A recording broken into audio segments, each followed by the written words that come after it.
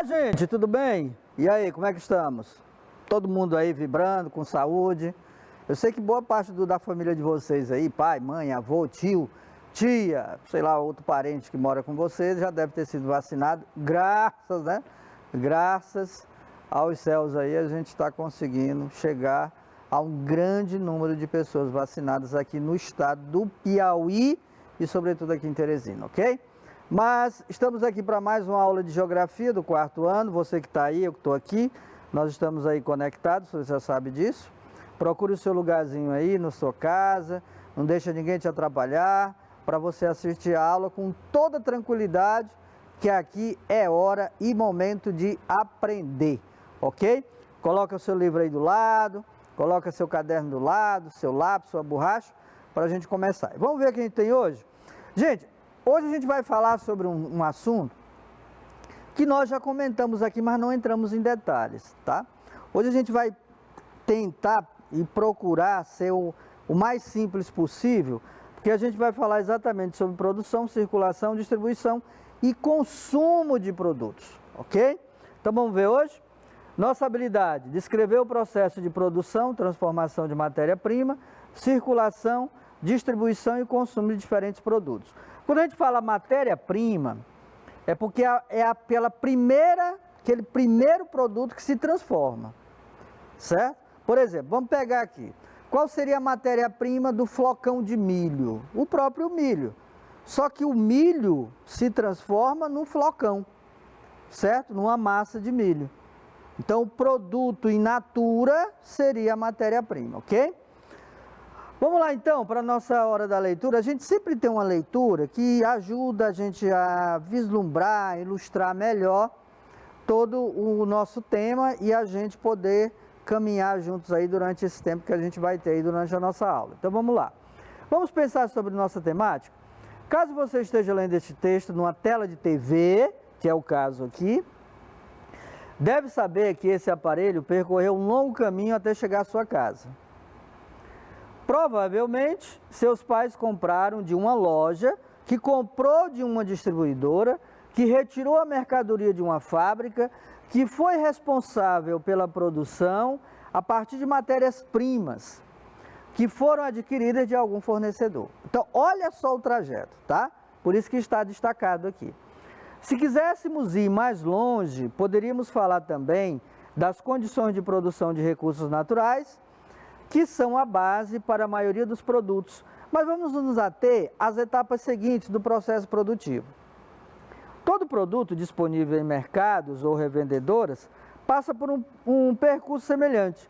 Isso significa que antes de ficarem prontos, eles vão ser constituídos por diversas matérias-primas, que vão passar por um número variável de transformações, até estar em condições de ser levado ao consumidor final, que no caso é você que está aí, né? Seu pai, sua mãe que comprou a TV que você está me assistindo, ok? Então, para que essa TV chegasse até você, chegasse lá no comércio, e o seu pai fosse adquirir a TV, ela passou por todo um processo. Não foi... E a gente nem para pensar nisso, né, gente? Não foi adquirida assim, sei lá, vai lá, compra a TV, pronto. Mas a gente não pensa como é que aquela TV chegou até nós. A gente nunca para pensar nisso. E é exatamente isso a temática nossa de hoje, focada nisso, tá? Bom, olha só, eu gosto muito dessas tirinhas, porque elas têm uma pegada bem interessante. Ou seja, elas têm uma mensagem que nos toca. Então vamos lá, olha só. Minhoca e caramujo. Deus fez o mundo e as pessoas fizeram as mercadorias. Olha só. Deus fez o mundo, um falando, o caramujo falando para a minhoca. Deus fez o mundo e as pessoas fizeram as mercadorias. Aí ele continua. As pessoas venderam todas as mercadorias do mundo. Aí ele continua. Até que se transformaram nas próprias mercadorias. Aí olha só, compraram o mundo todo e agora estão vendendo Deus. Já te falei o quanto adoro ser minhoca? Isso é uma forma da gente dizer que hoje basicamente tudo virou consumismo, né? A gente quer tudo aquilo que nos atrai, a gente quer consumir. E isso acaba nos levando a alguns problemas. Problemas esses que nos afetam diretamente e afetam também a nossa vida social, mas esse não é o foco do nosso assunto, tá? Vamos continuar. Nossos antepassados viviam em locais onde a oferta de alimentos era grande. E isso lá nos tempos das cavernas, nos tempos primitivos. Claro, né? A população não era de 7 bilhões de pessoas como a gente tem hoje. A população do Brasil não era 208 bilhões como a gente tem hoje, tá? Então, a gente não pode falar lá no início dos tempos, comparar com hoje. Mas, naquele tempo, é claro que havia uma fartura de alimentos. Quando esses alimentos acabavam ou diminuíam, eles se mudavam para lugares onde a oferta de comida era melhor. Eles se alimentavam do que encontravam na natureza. Comiam frutas como a manga e o abacate, sementes como o amendoim e o arroz, raízes como a mandioca, caules como a batatinha e folhas como a alface e a couve. Caçavam e pescavam. Quando a gente fala que eles se mudavam constantemente, a gente está falando de um processo chamado nomadismo, tá? Ou seja, pessoas nômades que ainda hoje no mundo existem grupos assim, tribos, né? Pessoas assim, vivem mudando de um lugar para o outro. E isso acontecia exatamente nessa época primitiva, porque esses grupos, essas tribos, acabavam se deslocando procurando um meio de sobreviver. Então, quais são os meios de sobrevivência? Água e comida, tá? Então, eles acabavam fazendo isso. Bom, vamos pensar um pouco? Primeiro, você já parou para pensar como os produtos que são usados para o preparo da sua comida chegam até a sua casa? A gente não para pensar nisso, né, gente? Como é que o feijão... Aí você diz, não, professor, a minha mãe foi no supermercado e comprou, foi na quitanda do seu Raimundo e comprou. Mas como é que o seu Raimundo, como é que o supermercado conseguiu aquele produto, adquiriu aquele produto para revendê-lo? A gente não para nisso, para pensar nisso, né? Então, vamos deixar essa reflexão. Parece simples ir ao mercado ou à feira para comprar frutas e legumes para o nosso consumo. Você sabe de onde eles vêm? Qual o longo caminho até chegar à sua casa? Quem participa de todo esse processo? Vamos juntos descobrir. Olha só, você está vendo aqui, são hortas e da horta você tem as frutas e as verduras. Mas como é que esse produto chega até nós? Será que ele vem como? Através de quê? Como ele é produzido? Então, são questões básicas que a gente geralmente discute exatamente quando a gente fala nessa questão da produção e consumo de produtos, ok? Como os alimentos agrícolas chegam até nossas mesas? Bom, aí você poderia dizer, não, professor, tem pessoas que produzem o alimento, que plantam o arroz, que plantam milho, que plantam feijão. Beleza, tudo bem. Mas como é que eles chegam até nós? Professor, acho que eles vêm de, sei lá, de trem, de caminhão, tudo bem. Mas será que eles vêm direto do produtor para o supermercado? Não. Né? Eles têm um meio aí que a gente chama de atravessador, então não é simplesmente isso, ok? Existem produtos, por exemplo, como o celular, as televisões, os equipamentos eletroeletrônicos, como, por exemplo, equipamentos de informática. Esses produtos, eles não são produzidos somente aqui. Muitos dos subprodutos que constituem esse produto, vêm, por exemplo, do exterior, né? Da Europa, da China, da Coreia. E quando chega aqui, ele é transformado no produto que a gente consome, como no caso um celular ou um notebook. As verduras, legumes e frutas que são comprados em feiras e supermercados são cultivados, na maioria das vezes, longe de nossas casas. Lógico, né? A gente já tem tudo pronto no supermercado. Para cultivar esses alimentos, é preciso preparar a terra, plantar as sementes, adubar e regar as plantinhas para, no fim, colher os resultados. Ou seja, não é simplesmente você pegar, jogar a semente lá. Não. Você tem que ter todo o preparo da terra, você tem que adubar, você tem que irrigar, você tem que cuidar, você tem que saber o momento de plantar. Não é assim não, gente, tá certo? Por exemplo, cultivar feijão, arroz, são totalmente diferentes, produtos diferentes. Então, por exemplo, o arroz, ele gosta muito de água, por isso que ele é plantado geralmente em área de vazantes. O que é área de vazantes? São áreas que tem muita água. Já o feijão, ele não é tão adepto da água, tá? Claro que ele precisa da água, da chuva, mas ele não é tão adepto. Então, são produtos diferentes. Então, tudo isso o agricultor sabe. Ele sabe a hora de plantar, ele sabe a hora de colher, ele sabe a hora de colher o produto para depois revender esse produto. Então, não é tão simples, não é... Quando a gente vai ao supermercado comprar 1 quilo de feijão, 1 quilo de arroz, a gente tem que pensar que esse produto sofreu uma série de modificações, ele teve várias etapas de produção até chegar a nós, ok? Vamos pensar sobre como o leite chega até nossas casas. Ovos, frangos, porcos, leite e outros produtos alimentícios também são produzidos longe das cidades e muitas pessoas estão envolvidas nesse trabalho. Por exemplo, hoje a gente tem 3 tipos de leite. A gente tem aquele leite chamado in natura, aquele leite que é tirado ali da vaca. Temos aquele leite em caixinha, que ele é subutilizado, ele é como é que se diz? Ele é preparado, né? Ele é um leite que ele é aquecido a altas temperaturas para que ele não estrague, por isso que ele fica dentro daquela caixinha. E tem o leite em pó, que a gente encontra ele em lata e em pacote. Então, o que acontece? Como é que esse leite chega até nós? Aí você diz novamente, através do supermercado. Mas existe toda uma técnica, uma forma de preparo, que não é tão simples, ok? Bom, cadeia de suprimentos do leite. A gente falou nele. Então vamos lá. Primeiro começa aqui na fazenda, ó, onde tem a vaca, né? O gado. Depois ele é embalado. Depois que ele é embalado, ele é transportado. Depois que ele é transportado, ele vai para processamento, tá? Depois ele vai para armazenamento. Logo depois, varejo, que é a venda do produto, e depois atendimento ao cliente, tá? Então, por exemplo, quando o cliente compra o leite, de repente aquele leite está estragado, não está bom, aí é por isso que existe o atendimento ao cliente, para que possa responder ao cliente, tirar as dúvidas do cliente, ok? Bom, cadeia produtiva dos alimentos de aves e suínos. Olha aqui. Ele começa aqui, ó, já com a ração, certo? O grão.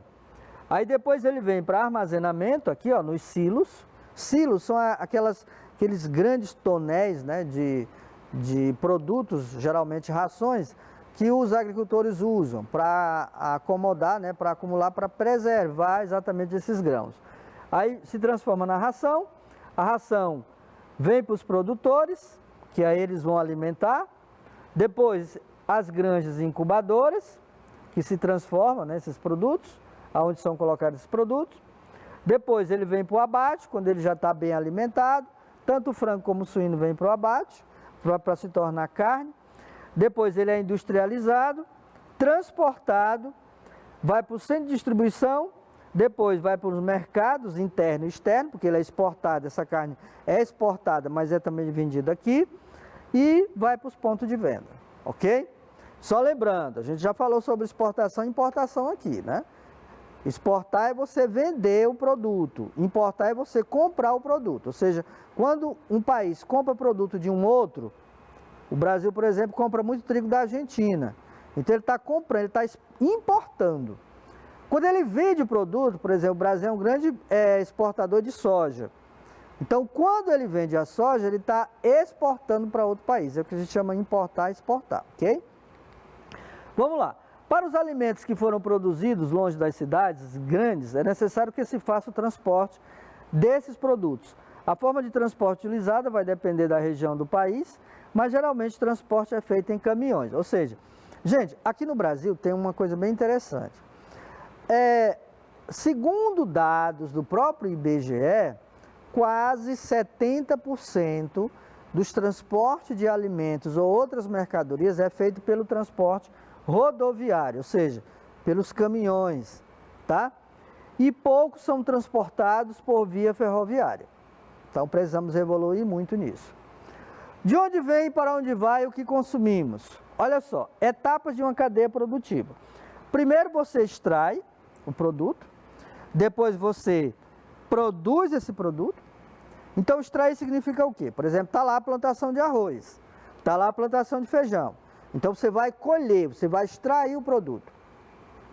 Depois você vai produzir esse produto, tá? Você vai empacotar, você vai fazer todo aquele processo para poder fazer a distribuição, depois o consumo e o tratamento do lixo. Por quê? Porque geralmente esses produtos consumidos geram o lixo, que pode ser um lixo orgânico ou material. Por exemplo, deixa eu fazer uma perguntinha básica aqui. O que é que você faz com o saco das embalagens, por exemplo, de arroz, feijão, flocão de milho ou massa de milho? Ou açúcar, ou de lata de sardinha? O que é que você faz? Ah, professor, joga no lixo. Exatamente. Aí é onde está a questão. E esse lixo vai para onde? Geralmente para os aterros sanitários. Então ele vai se transformar num material poluente. Ok? O ideal seria a gente fazer o que a gente chama de coleta seletiva, separar o lixo.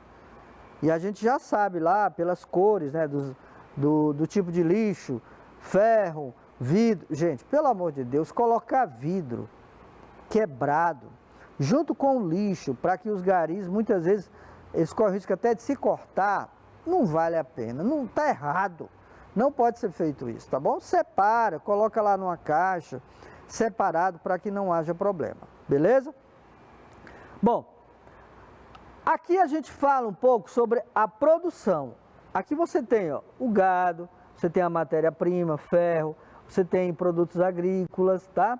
Aqui você tem a circulação, que pode ser feita de via transporte ferroviário, via transporte rodoviário, ou mesmo em avião ou navios, tá? E aqui o consumo, certo?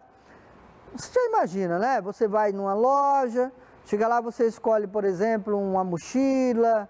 Ah, eu quero uma bicicleta. Mas para pensar um pouquinho. Agora você vai parar para pensar, né? Quando sua mãe lhe convidar e dizer assim, vamos lá ali no mercado comprar. E você já vai pensar, puxa, agora eu me lembrei lá do professor JJ, ó. Esse feijão, esse arroz, mamãe, ele não está aqui, ele veio, certo? De outro estado, de outro lugar, veio transportado provavelmente em caminhões, tá? Então você já vai começar a pensar nisso. Que tal responder? Vamos lá. Faça uma lista das frutas que são vendidas nesta banca. Olha para cá. Ó. Olha para cá. Aí você já aposto, como você já viu logo, abacate e manga, tá? Isso aqui tá meio complicado, certo? Mas vamos lá. Então, frutas e verduras fresquinhas. O que tem nessa barraquinha aqui? O que tem nessa feira? Vamos lá? Será que tem manga? Manga? Tem, gente, tem manga, tá? Tem muita manga. Vamos lá. Será que tem abacate? Já descobrimos aqui, ó, abacate, ok? Será que tem caju? Tem caju. Melancia? Melancia, certo? Laranja, tá aqui laranja, ó. Parece bacuri, mas é laranja. Depois, ameixa, aqui ó, ameixa. Outra, mamão, aqui ó, mamãozinho papaya. Maçã também, ó, tá? Ata, aqui ó, ata. Nós chamamos ata, né? Aqui no Pará chama biribá, né? Tem uma fruta chamada biribá, interessante. Mas biribá é diferente de ata. E bacuri, tá? Ele tá por aqui, ó, certo? Por trás. Então, tem mais? Tem goiaba, por exemplo. Mas são algumas que a gente pode identificar. Então, esses produtos, eles podem ser consumidos in natura ou eles podem se tornar subproduto. Por exemplo, vamos pegar aqui, caju, gente. O caju aqui em Teresina, no Piauí, se torna o quê? A famosa cajuína. Então, a matéria-prima da cajuína é o caju. Vocês sabiam que o caju é uma das frutas que se aproveita tudo? O fruto e a castanha. Gente, castanha de caju é muito bom, né? Aquela castanhazinha assada. É por isso que é cara, porque dá trabalho você assar. Eu assei muita castanha em frango, como a gente chamava, aquelas peças de coisa ali para assar castanha. Fazia muito isso. Depois ia quebrar na marretinha. Gente, era um negócio sério. Mas isso são subprodutos, ok? São produtos que podem gerar outros produtos. Por exemplo, suco de manga. Hoje a gente encontra muito no supermercado aqueles sucos engarrafados ou suco de caixinha. Os americanos gostam muito disso. Nós ainda não temos muito esse hábito, porque o nosso país é tropical, tem muita fruta e a gente acaba se aproveitando disso. Mas nos Estados Unidos, que não tem isso, não tem tanta produção de fruta, o que acontece? Eles usam muito a questão do suco em caixa. Por um lado, é, digamos, mais viável, mais rápido. Mas por outro, tem um problema exatamente daquela questão, né? A Mandinha está falando aqui comigo, aquela questão de não ser um produto natural, ok? Bom, matéria-prima dos produtos, vamos lá. Olha só, material base utilizado para produzir uma determinada mercadoria ou produto. Por exemplo, madeira, seringueira, algodão, grão de trigo. Gente, seringueira é onde se extrai a borracha. Aquela borracha, por exemplo, que dá origem aos pneus, qualquer tipo de borracha, aquela borrachinha que você tem aí na sua casa, que apaga, vem da seringueira. Madeira a gente sabe, né? Gera uma mesa, um banco, uma cadeira. Algodão, que gera a nossa roupa. Quando você olha na etiqueta, tá lá 100% algodão. Então a blusa é boa, é fria, certo? É mais cara, por quê? Porque é 100% algodão.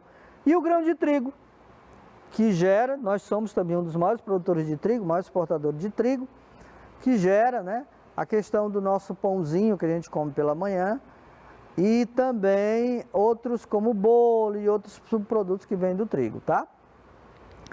Bom, no dia de hoje, há mais uma preocupação em produzir um perfil de consumidor do que reforçar a utilidade do produto em si. E isso se coaduna com a valorização social da marca do produto e do poder de distinção que sua posse e uso representam para os indivíduos e para parcelas consideráveis da sociedade. Então, hoje, os produtos eles são mais direcionados a atingir um público específico. Vocês já pararam para pensar que pela manhã, de manhã cedo, as propagandas geralmente são baseadas, são mais para crianças ou pessoas que ficam em casa, por exemplo, para donas de casa que ficam em casa? Já pararam para pensar nisso? Pois é, tem isso, né? Isso é um recurso de venda. Bom, antes de passar para o nosso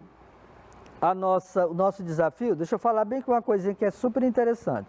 Gente, quando a gente fala perfil de consumidor, a gente está falando exatamente dos diversos tipos de consumidores existentes na nossa sociedade. Então, por exemplo, vamos citar um exemplo bem prático. Eu gosto muito de comida natural, tá? Então, vamos supor, a minha comida normal que é um feijão com quiabo, maxixe, abóbora, tá? Um arroz, um ovo ou uma carninha ali por cima. Pronto, é base, tá? Mas tem gente que já prefere um hambúrguer, uma coca, né? Um refri, tá certo? Então o que que acontece? São perfis diferentes. Então, para cada tipo de perfil de cliente, de consumidor, existem os produtos direcionados. E exatamente as indústrias focam nisso, tá?